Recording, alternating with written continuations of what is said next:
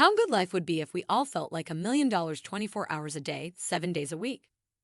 We would never, ever feel like we have woken up in a pit, full of self-confidence lows, having the energy to jump out of bed and meet the day with loads of enthusiasm and knowing that we are going to get through the day without worries of any kind.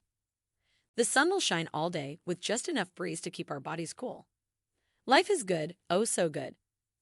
Not if you are a person imprisoned by low self-confidence, it so is not. Low self-confidence is a very nasty characteristic to have inside us. It makes us feel weak. It makes us lose faith in our actions and dreams. It can even stop us from going forward in our lives with relationships. It allows so many ugly negative thoughts to take hold of our minds. Some will even try to escape this gripping emotion through the comfort they feel in their eating patterns. Some begin to trust the emotion that creates mistrust to derail their thinking, only setting them up for a history of jealous explosions. We begin to act selfish, constantly thinking that every action is directed at us in some negative way, or that we are the butt end of the joke when we see people laughing and looking our way. We feel that we are being compared with others. We think we cannot ever do anything right. We see negative in every word that is said about us. We want to share our pain and loneliness so everyone around us can feel equally sad. We become habitual riders on the roller coaster of self-pity. We want to be the only person with any good qualities in the world. We want our partners to see only us and desire only us. We want our partners only to have fun when we are around them. We do not allow ourselves to have fun because we are allowing our selfish habit of low confidence to stand in our way. Notice all the ways in this paragraph. Our negative trap is working well. The trap of low self-confidence will trigger all the lows in our emotions, such as low self-esteem, low energy levels, low sexual desires, low positive thinking, low care for personal hygiene, and low desires in life. Imagine watching a movie, and in this movie, a person is trying to get through life, struggling with all the ways that I have just described to you.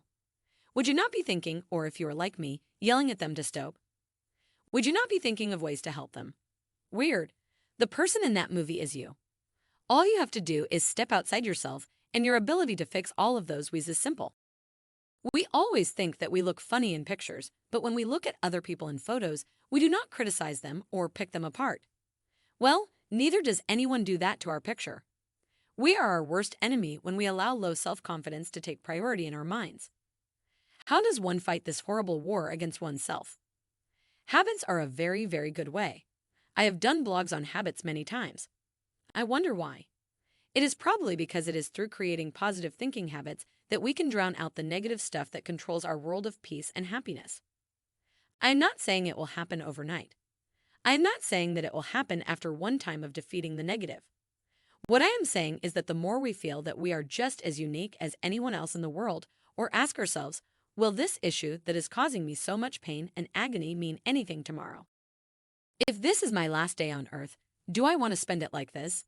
Try to feel like you are all new every morning. Nothing that happened yesterday will defeat our day today. What may seem so devastating in that second is only because we allow it to feel that way. Changing your track is a very important thing. I don't care what you have to think about to do that. Do it.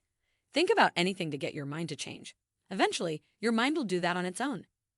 Yes, it's all habits, and only you can do this.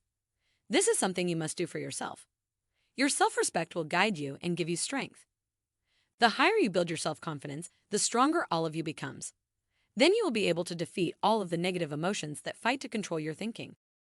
Do this for you. It's no different than quitting smoking, exercising, taking care of yourself, or even cosmetic surgery. All of these changes can and should only be done with your best interest as your goal. No one else cares in the end. How you live your life and find happiness is totally up to you. So kick low self-confidence in the butt. I know that if you want something, you can and will get it. That's a fact, my sweet people. Make the we syndrome turn into a non-selfish we. Think of everything and everyone around you as a positive element that you need to create your positive habits. As I have said so many times, if only we lived in a perfect world.